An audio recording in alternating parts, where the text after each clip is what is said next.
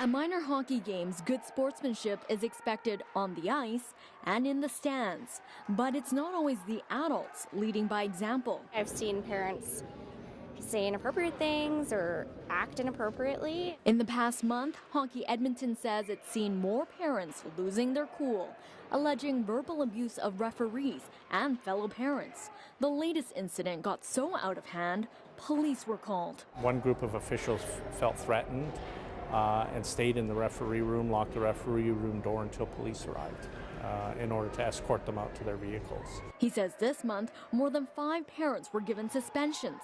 Some banned from seeing their kids play a couple of games, others for a whole year. Now we've got to step in and say, listen, there is repercussions if you take this too far. This email has been sent out to all Hockey Edmonton parents, warning them that unruly behavior at games won't be tolerated. A move this local referee group is relieved about. I think parents need to realize that it's just a game and officials are part of the game. But for some, it becomes more than just a game. Hockey parent stereotypes well documented online. Yeah, come on! Yeah, I'll see you. A dad from BC lashing out at a ref.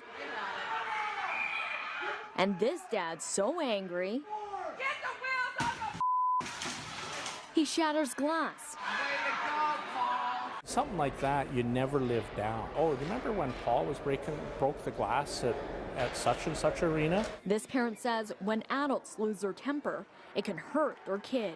They see that their parents behaving like that, it's embarrassing, it's hard on the kid, it's hard in the dressing room. Emotions expected to ramp up even more during playoffs. Hockey Edmonton hopes a reminder to parents now will curb bad behavior down the road. Angela Jung, CTV News, Edmonton.